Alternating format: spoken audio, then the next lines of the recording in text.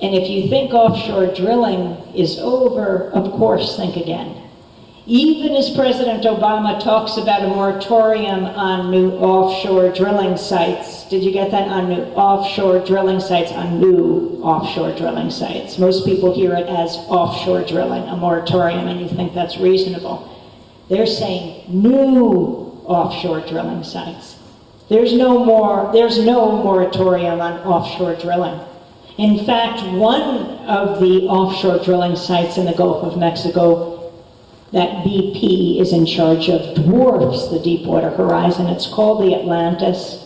We've covered that on Democracy Now! Go to it, and it's still running. First of all, BP should be putting all of its efforts into this cleanup and not dealing with other offshore drilling right now, not dividing its attention, but the idea that there have been massive troubles with the Atlantis site. A number of Congress members have written to Obama to say this must be closed right now, but it continues, and most people think there's a moratorium on all offshore drilling, and there isn't. Just think what President Obama said a few weeks before the explosion, that offshore drilling with new technology is safer than anything we have known. Yes, the Obama administration is having a very hard time right now. But it is not just BP's fault. The fact that BP and other corporations have been able to get these offshore drilling projects started without any environmental review. You understand this, the environmental exemption that the Center for Biological Diversity is now suing the Obama administration over. They've used this loophole that in the case of when you want to build an outhouse or perhaps a nature trail and you have to get an environmental review, and that's really onerous and probably unnecessary, just a bureaucratic obstacle, that's the loophole. They drive, to say the least, a truck through that loophole. It goes from building an outhouse to building an offshore drilling site the size of the Deepwater Horizon, and so many of these have not gone through these environmental review. This all has to be changed right now. We live on one earth, and we are all affected, not just us in the United States, but all over when you have a catastrophe like this. So we were in the Gulf of Mexico last weekend, and we were going to broadcast from New Orleans on Tuesday, which we did. But we didn't exactly devote it to what we had planned to, an hour special on what was happening in the Gulf of Mexico.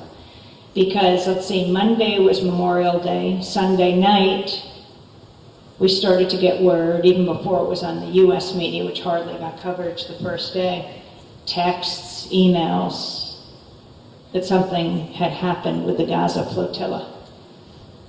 Turkish news, breaking news.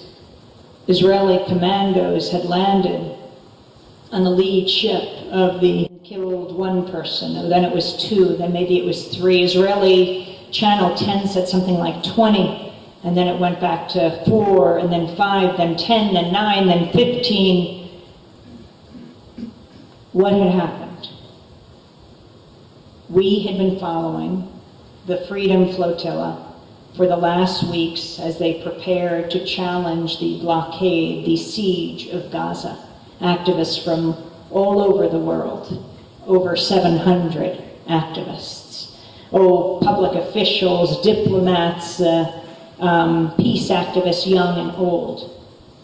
And the Israeli military had landed by land and by sea on this first ship and opened fire. Well, it was hard to get what exactly they had done because they had a complete information blockade. They jammed all the cell phones, all the satellites, so no one could report from actually where they were. So it was only Israel, the government, telling the story. And that's critical to capture that narrative from the beginning. And so we got the reports that Israel had attacked Al-Qaeda. Well, on Friday, we read this news headline on Democracy Now! The Israeli military has been forced to retract its claim that passengers aboard the flotilla were agents of Al-Qaeda. An Israel Defense Forces press release sent out 2 days after the assault says approximately 40 flotilla passengers, quote, are mercenaries belonging to the Al-Qaeda terror organization. The independent journalist Max Blumenthal